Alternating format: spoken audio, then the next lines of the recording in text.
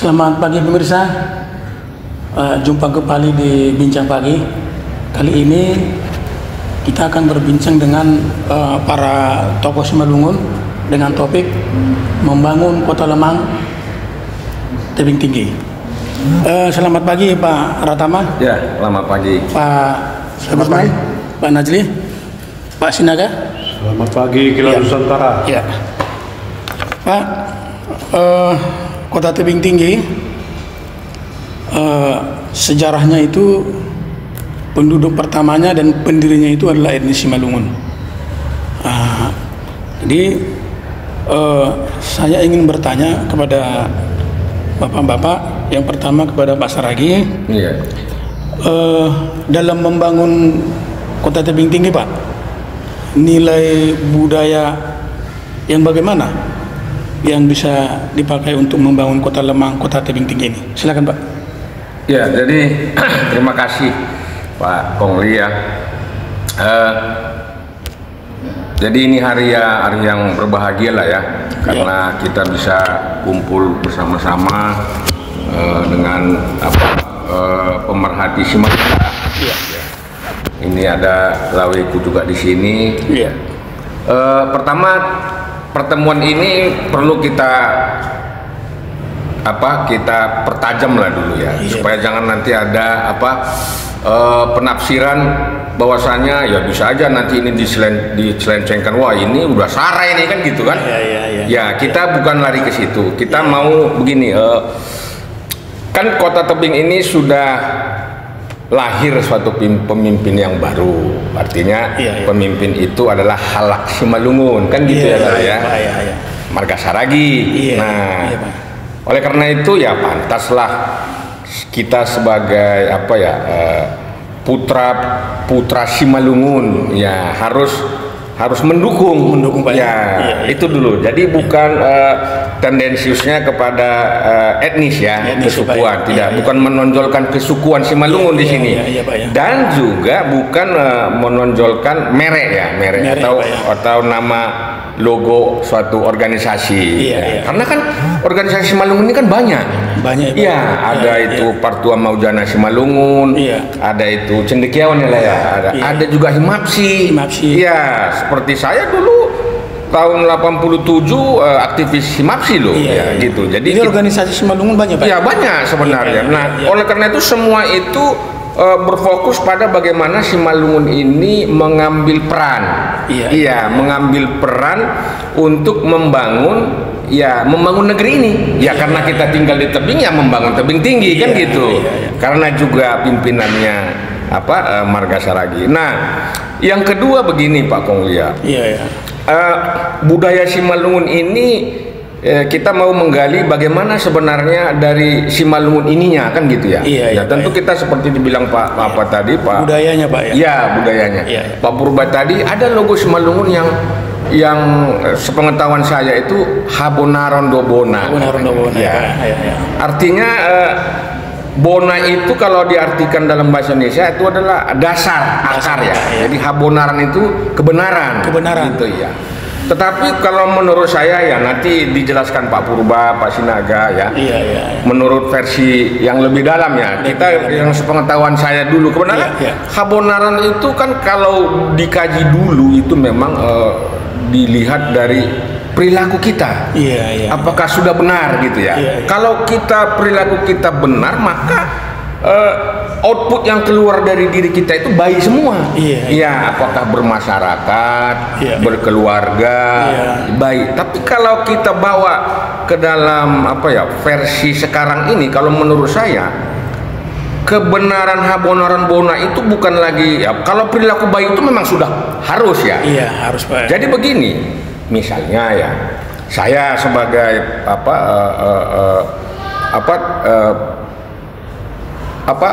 publik pemerhati publik ya. Kita bilang gini sama wali kota Saragi wali kota yang sekarang terpilih. Pak Saragi, menurut saya yang benar itu untuk membangun tebing ini begini loh. Nah, itu kan ada kebenaran benar. itu kan ada kebenaran di situ ya, kebenaran iya di situ. Jadi ya memang kalau diri kita memang harus benar dulu yang kita lakukan. Mana mungkin orang jahat mau melakukan yang gitu. Jadi segala sesuatu diawali dengan hal-hal yang benar. Hal-hal yang benar. Nah, yang benar itu begini loh membangun tebing. Nah, seperti itu kan sumbangsi kita. Misalnya, ini kenapa banjir ini nggak bisa diatasi? Kan seperti itu. Nah, dari Simalungunnya bagaimana? Nah, Habonarannya itu begini. Nah, kan begitu. Habonaran untuk mengatasi banjir itu begini. Nah, ya itu terlepas dari wali kotanya mau atau tidak. Tetapi prinsip kita diminta atau tidak diminta. Nah ini kata kuncinya ya. Diminta atau tidak diminta, putra putri Simalungun itu wajib memberikan. Peran aktif Pak ya. Peran aktif. Bukan peran aktif itu kan bukan begini loh Bang Koli, bukan mengandalkan tenaga fisik. Ya itu boleh-boleh saja. Tetapi lebih penting dari sini adalah buah pikiran, Pak. Iya, buah pikir gitu, buah pemikiran kita. Nah, seperti banjir misalnya. Kalau menurut kami kebenarannya itu seperti ini. Artinya ya supaya menanggulangi banjir bagaimana? Itu sungai dikeruk. Kan begitu. Pak ya. Ini contoh ya. Nah, kemudian ada sungai-sungai mati yang harus diaktifkan. Nah, seperti itu ya. Itu Pak ya. Kemudian kedua, itu ada pasar induk yang nggak berfungsi. Kebenarannya harus begini. Nah, kan begitu. Itu kan membuang-buang uang. Nah, pasar induk misalnya. Itu ada pasar kecamatan yang nggak berfungsi. Semuanya itu kan menyentuh kerakyatan, ekonomi kerakyatan. Walaupun sebenarnya rakyat itu bukan Simalungun semua. Nah, kan itu seperti itu. Nah, lalu itu ada aset. Ada gedung yang nggak terpakai. Ada mobil yang nggak dipakai dan ada mobil yang disalahgunakan. Aset. Begitu, kan seperti itu. Ada gedung Akbit misalnya yang sudah dihibahkan, tetapi yang di dalam bangku semua, nggak ada orangnya. Nah, seperti itu. Jadi kebenaran itu kita ungkap. Artinya ada kebenaran fakta di situ. Itu kan Habonaran juga. Nah, seperti itu. Itu yang mau kita tekankan sebagai putra Simalungun. Seperti itu. Jadi kita jangan salah jangan salah tafsir. Karena memang Simalungun itu adalah bagian dari Kebinekatunggalan. Kan kita Indonesia ini kan ada Bhinneka Tunggal Ika ya. Artinya sekalipun berbeda-beda suku, tetapi kita tetap satu membangun. Dalam bingkai pembangunan. Iya, dalam bingkai pembangunan. Kan begitu Pak. Ya, saya rasa itu dulu. Pak Sinaga. Falsafah Simalungun Pak kan Habonaran Dawona. Betul. Bisa Bapak jelaskan Pak sedikit tentang Habonaran Dawona ini Pak dalam membangun Kota Lemang, Kota Tebing Tinggi ini. Silakan Pak. Baik Pak Kilas Nusantara. Sebelum kita melangkah lebih jauh, tentunya kami akan menjelaskan orang Simalungun. Simalungun itu sudah dikaji, ada beberapa tahapan tentunya. Itu pengkajiannya ada 4. Yang pertama heuristik, pengumpulan data sejarah bahwa orang Simalungun adalah ini. Kemudian yang kedua verifikasi. Verifikasi ini adalah kritik sumber. Nanti kan begini.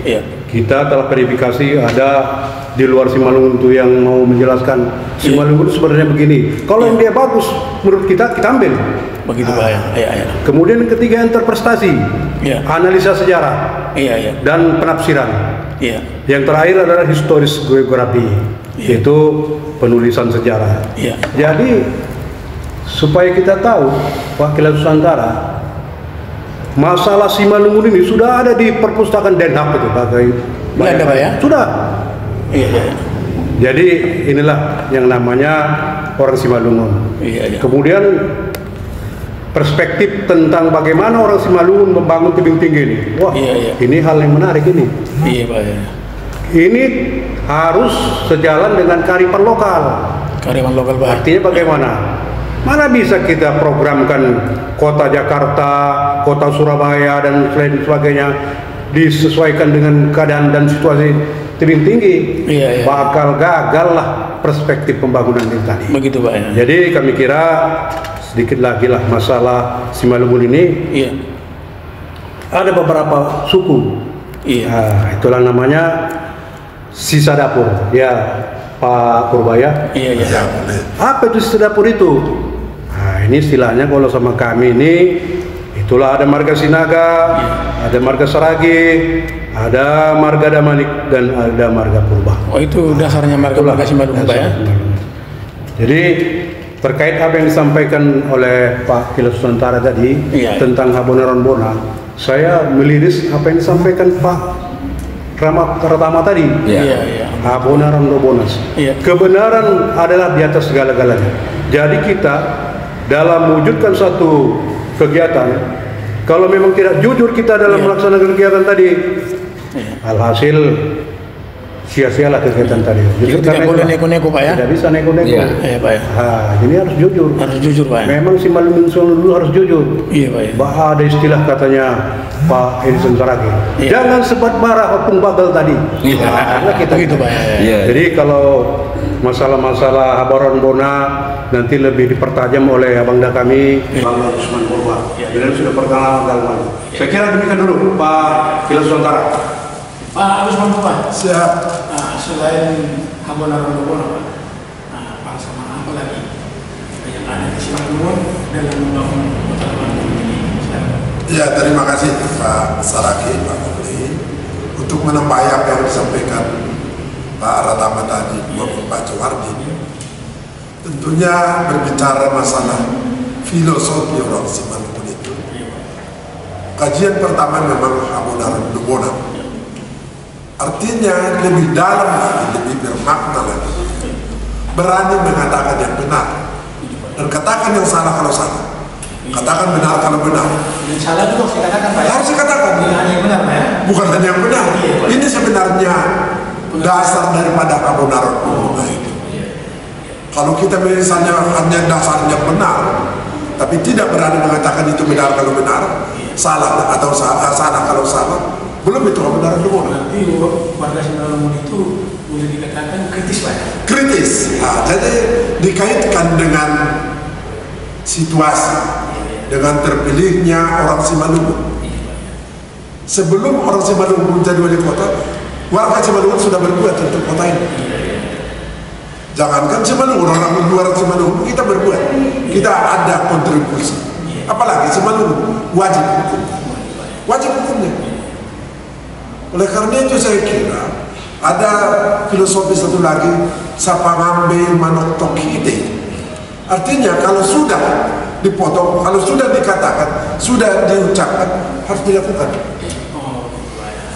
Kalau misalnya kalau kita kaitkan lagi, apa yang kita katakan itu harus diperbuat. Itulah prinsip dari Habonaron Bona. Dan kegotong royongan itu, sapangambe manok tokide itu, satu yang memotong semua yang menggunakan. Jadi ini lebih dalam sebenarnya, itu makanya simbol ataupun filosofi ataupun apa namanya itu. Kota Siantar itu yang dipakai. Sapangambe manok tokide itu. Untuk Siantar itu dipakai sebagai contoh itu. Jadi kalau kita kaitkan dengan kepemimpinan masa depan, begini, tentunya kita harapkan sebagai pemimpin tertinggi di kota ini nantinya, lagi Pak Saragi dan Pak Erdian Saragi, kita harapkan menanamkan filosofi Habonaron Bona itu. Katakan salah kalau salah, katakan benar kalau benar. Berani dalam segala lini, apakah itu di pemerintahan, apakah itu di masyarakat, semuanya itu. Dan mungkin banyak yang tidak berani seperti itu. Tapi kita harapkan dengan ini, kalau berani Pak Wali Kota seperti itu, kita pasti yakin kota kita yang kita cintai pasti akan lebih maju daripada yang sebelumnya. Opung Bagal itu mendukung. Opung Bagal yang mendukung itu. Pasti mendukung. Jadi saya sebagai, katakan mungkin saya lebih senior kan dari umur ya. Sesepuh lah. Dari umur di sini kita yang mempolisi. Itulah harapan orang tua. Harapan orang tua yang ada di tebing ini. Pasti itu. Siapa tidak bangga? Siapa tidak bangga? Orang sana pun mungkin kalau ada terpilih semarga dia pasti bangga, sesuku dia pasti bangga. Kita juga seperti itu. Inilah dulu sementara Pak Kunti. Saya kira harapan kita dan doa kita ke depan, pemimpin kita yang akan datang ini harus lebih berani. Oke, terima kasih Pak. Iya. Pak Najib, Bapak sebagai aktivis, boleh dikatakan aktivis Simalungun, bagaimana pendapat Bapak untuk membangun kota Tebing Tinggi ini? Silakan Pak. Ya, terima kasih Pak Pemilik. Ya.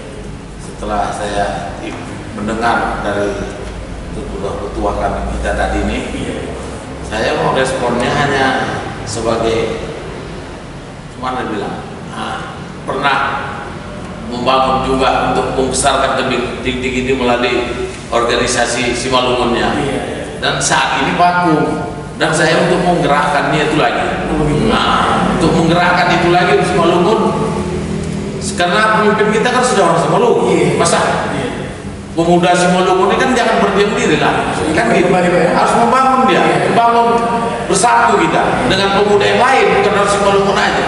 Banyak wadah di Tebing Tinggi ini bermanfaat, dan selama saya jalani organisasi pemerintah yang saya tangani, yang saya ikut berkecimpung, jarang sekali pemuda Simalungun dia bergabung, bisa dihitung. Jadi pemikiran mereka itu saya tidak tahu, mungkin di luar ada yang kuliah. Pemikiran di sini mana kita bangun, berbuat untuk Tebing Tinggi ini, kan begitu. Kita tetap mendorong, kan begitu. Banyak potensi yang ada, putra-putra putri Simalungun yang di tebing ini. Saya tahu, cuma mungkin mereka tidak ada wadahnya, mau kemana? Mau kemana? Kan begitu. Dengan mungkin ada yang wadah terbentuk, mungkin bisa berkontribusi dia untuk membangun kota Tebing Tinggi ini. Ada juga semuanya itu, kan gitu. Ikuti zamanmu, ikuti gayamu, tapi jangan lupa tinggalkan budayamu. Betul. Kan begitu ya. Itu aja, terima kasih. Para teman, wali kota kita kan sudah terpilih, yaitu Bapak Iman Irdian Saragi bersama dengan wakilnya Khairil Mukmin Tambunan. Iman Irdian Saragi itu adalah warga Simalungun. Apa harapan kita kepada Bapak itu? Jadi sebelumnya itu saya mau menambahi Pak Purba tadi ya. Ada ciri khas makanan Simalungun sebenarnya. Apa itu? Gayo Nabinatu. Nah, ini udah viral ini. Orang kalau kita ke Medan, ada warung-warung jualan di sana. Makanan khas Batak ya. Mereka juga ada menyediakan ayam dari dapur, tapi kalau kita tanya mereka tuh orang Batak tua. Itu ayam. Gayo. Nah, kenapa etnis Toba mau menyediakan gayo Nabinatu ini? Kalau bukan itu ada nilainya, kan begitu kan? Nah, seperti itu. Jadi kita mau mendalami gayo Nabinatu ini seperti ini ya. Artinya ada di situ ayam yang disusun teratur. Dari kepala sampai ekor. Nah, ini maknanya besar ini Pak Kongli di Simalungun. Artinya ada cara berpikir yang teratur dalam memimpin satu kota yang besar, kota Tebing Tinggi. Nah itu berbeda. Selain seperti dibilang Pak Purba tadi, selain kita teratur, tapi berani mengatakan yang benar, berani mengatakan salah. Tetapi dalam keberanian itu kita harus jangan lupa ada keteraturan di situ. Jangan seperti yang sekarang. Jangan asal. Jangan seperti yang sekarang ini. Tengok ya, kita mulai masuk dari Tebing Tinggi.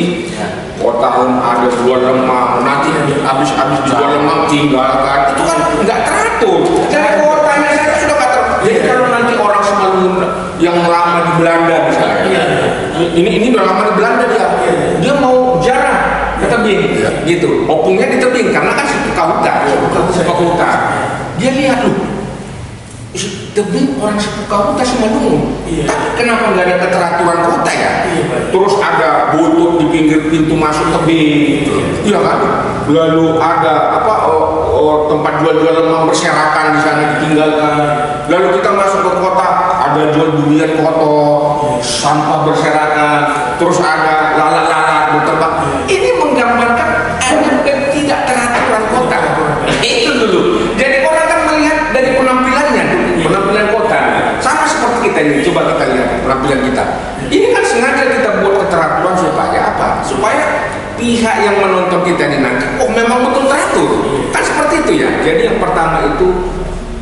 makna ayam binatur itu. Nah, tentunya kan untuk membuat teratur ini kan nggak bisa berjalan sendiri. Ya harus rekrut lah. Ya, putra-putra Simalungun ini banyak tinggi SDM-nya tuh. Ada yang doktor ya, ada yang profesor. Di tebing ini pun banyak Pak Kongli. Seperti Pak Purba ini, Pak Sinaga, Pak Nazri. Ini orang-orang yang berkompetensi semua, punya kompetensi. Tetapi ya di bidangnya masing-masing. Jangan pula seperti Pak Purba ini kompetensinya seperti tok adat seperti apa. Terus dibawa apa? Dibawa masak goreng pisangnya enggak ahlinya. Itulah ilustrasinya. Atau kali jadi PU yang nggak tahu bangun jembatan kan gitu ya. Seperti itu. Jadi ada keteraturan. Kan seperti itu ya. Jadi cara berpikir kita itu harus teratur. Dan nah ini yang penting. Kalau sudah kita menganggap Simalungun ini sebagai buka hutan, ya Simalungun nggak dipakai, gitu ya. Artinya orang-orang yang berpotensi Simalungun ini harus diberdayakan, kan seperti itu. Betul. Jangan pula nanti, ini ada impor dari Sumatera, ya kan? Kita bukan apa ya, bukan Sara ya. Oh ini bagus orangnya, tapi yang luar bukan yang Simalungun. Tetapi di tebing ini ada yang sama sebanding level dengan dia, nggak dipakai kan gitu. Iya. Jadi kan begini, jangan ada bahasa Simalungun ya. Panosalonin roh perpudi katanya. Jadi penyesalan itu datang belakangan. Iya kan? Artinya begini loh. Nah itu kan kamu besar. Kenapa? Kita Simalungun banyak kok ya. SDM tokohnya kan gitu. Dan kemudian kedua begini ya Pak Kongli. Kita punya pengharapan bahwasanya marilah Simalungun ini kita bangun bersama-sama tebing ini ya. Jangan apa ya dibilang kota lemah. Ternyata orang cari lemah sekarang sudah susah. Dan yang tidak seenak dulu kan gitu. Nah seperti tadi ayam dan binatur. Ya kalau bisa kita buat semacam UMKM. Ya UMKM yang di dalam itu harus Simalungun yang menjual ayam dan binatur. Coba Pak Kongli cari di tebing ini, ada nggak jual ayam dan binatur? Ya paling yang catering sama catering. Tapi kalau warung yang khusus jual ayam dan binatur, mita, nah sekalipun itu dalam bentuk makanan, tapi maknanya kan tinggi. Ya kita sebenarnya di situ sudah melestarikan budaya, makna keteraturan berpikir itu. Jadi kita bukan orang sembarangan, bukan orang semeraut yang kalau sudah copot ini, ambil ini, nah seperti dibilang Pak Purba tadi, Nazri tadi. Ada tokoh-tokoh pemuda yang nggak tahu melampiaskan aspirasinya kemana, kan gitu. Nah, sungguh sayang kan. Padahal sebagai wali kota kita halak Simalungun. Nah, tapi saya yakin lah, mari kita punya pengharapan seperti dibilang Pak Purba tadi. Kita yakin bahwasanya mari kita bersama-sama membangun tebing. Ya, jangan kita ini ada satu yang nggak enak didengar. Kalau di Toba kan ada itu, ada teal, ada latte, ada kosong, ada apa lagi? Ya subi. Nah, kalau Simalungun subi ya. Subi. Nah, ini jadi ya kita harus mewaspadai unsur-unsur negatif ini. Ya, subil ini orang Simalungun paling getol ini. Iya. Terus dibilang nanti kan kalau misalnya nanti ya ini ditonton publik. Terus dia bilang, kubotoh dah ya, si Nata Mayo.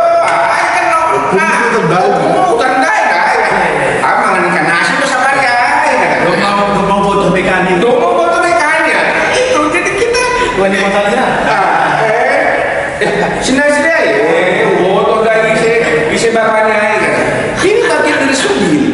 Ya, tentu ini kan melemahkan semangat kita. Ya, melemahkan semangat untuk membangun kota ini. Nah, itu harus dieliminir dulu lah. Subil ini, teal, lata. Jadi kita harus berpikir positif saja lah. Bagaimana Iman Irdian Saragi ini sebagai halak Simalungun kita dukung ya. Dan yang pertama lah positif thinking aja. Positif thinking. Ya. Dan untuk menambahi Pak Rata tadi, hal-hal seperti ini sebenarnya perlu kita persering. Dan juga mungkin kalau Pak Wali Kota yang terpilih ini mendengar, kalau ada ketertarikan dia misalnya, kan bisa menghubungi Pak Kodi. Bisa bincang-bincang Pak. Untuk bincang-bincang, artinya gini, sharing. Sharingnya Pak. Mungkin Pak Wali Kota itu kita nggak usah ajarin. Dia pas lebih, dan dia pasti udah tahu siapa tokoh-tokoh Simalungun yang bisa dia kumpulkan dulu lah. Dia kumpulkan di sinilah di think tanknya, kalau istilahnya think tank dia kan boleh juga. Kalau di sana mungkin anggota dewan pakai staf ahli, kenapa Pak Wali Kota nggak pakai staf ahli, staf khusus? Boleh. Penasihat juga perlu Pak. Penasihat juga, kalau dia butuh. Banyak yang orang-orang tua di sini. Karena presiden itu banyak penasihatnya Pak. Banyak. Nah, jadi kalau dia mau seperti itu kan alangkah indahnya. Dan bisa dimanfaatkan potensi yang ada. Kita nggak menggurui ayam betelor kan? Tidak menggurui ayam betelor. Kalau bebek berenang kan nggak kita gurui. Tapi kita yakin Pak Wali Kota yang terpilih ini jeli melihat situasi itu. Inilah. Terkait apa yang disampaikan Pak Ratama tadi tentang masalah Binatur. Ini apa penyampaian Pak Usmanto itu kaitannya dengan Bono harus wanti-wanti kita. Katakanlah yang benar-benar. Ini jelas. Mungkin ketika ini bukan kita panglima talam, bukan kita capek dan sebagainya. Ini adalah dalam bentuk membenarkan yang benar, kan begitu. Tentang Binatur itu kami kasih waktu itu. Kita pernah memang ada orang yang bilang Pak Sinaga itu kan mencari perhatian. Kalau itu Pak Ratama itu mencari perhatian. Pak Usmanto itu kan mau mencari perhatian. Apalagi Senajan ini masih muda dia mencari perhatian. Terlepas dari persoalan itu, karena kita tahu mengasih baik Binatur itu ada momen-momennya, ada maknanya. Ada maknanya seperti yang dijelaskan. Ada pesan Wali Kota Nira tadi, ada pesan khusus di situ, pesan adat namanya. Di samping itu juga kita buat waktu itu apa? Nita, apa yang disampaikan apa itu? Kita ke depan dalam perspektif membangun tim-tim ini harus banyak-banyak lah. Sering-sering. Boleh kita tambahkan lagi kalau kita bicara masalah ayam dan Binatur. Kenapa ayam menjadi adat semua orang Simalungun? Kalau tadi cara menyampaikan betul. Ayam itu kalau kita belajar bangun cepat. Cepat pagi itu udah bangun loh. Pokoknya membangunkan orang berfungsi untuk orang lain. Kedua, anaknya pasti duluan makan daripada dia. Punya makan. Datang anaknya semua, makanan aja baru dia makan. Kalau kedinginan aja, dirangkulnya semua. Dilindungi ya? Dilindungi Pak. Bekerja terus, tak pernah sambil makan pun dia bekerja. Orang berkais terus. Nah, itu sebenarnya filosofinya yang penting. Jadi kita harapkan juga sama kita ini juga harus mampu seperti itu. Ya tak mungkin aku bisa kerja sendiri, ya dibantu lah. Kerja sama juga kan, kerja sama juga. Jadi inilah harapan kita, apalagi masalah pemuda seperti yang dibilang Pak Nasri tadi. Begitu selesai. Karena kader Pak Nasri mungkin dulu nggak ada. Ini yang penting.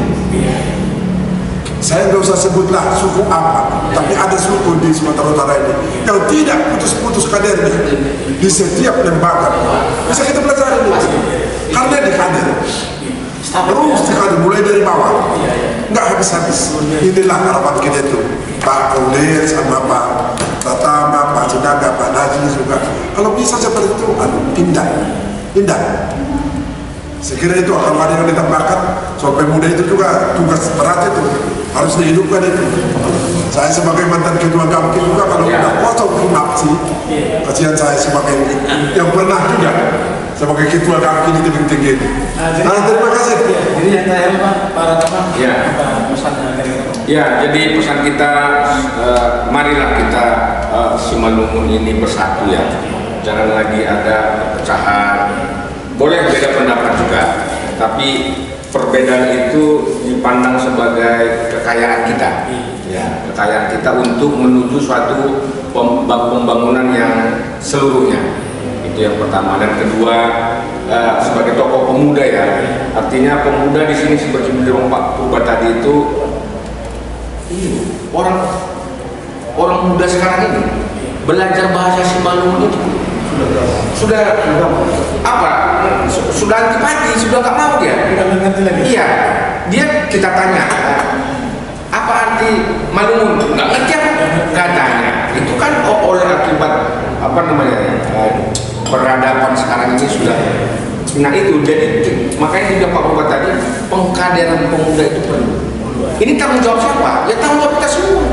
Tanggung jawab Simalungun semua. Tetapi oleh karena pimpinan kita, wali kota kita adalah anak Simalungun, nah tentunya beliau juga terpanggil untuk bertanggung jawab melestarikan budaya Simalungun. Itu kan gitu. Dan yang ketiga, ya kita berdoalah bersama-sama ya. Artinya ke depan setelah dilantik nanti ini bisa nyata semua. Nah, diperdayakan semua. Itu saja Pak. Jadi luar biasa Pak Gonzaga ini. Memang filosofi Simalungun itu luar biasa Pak ya. Seperti yang pidato tadi mengayomi ya Pak. Iya. Terima kasih Pak. Ya, terima kasih. Oke. Terus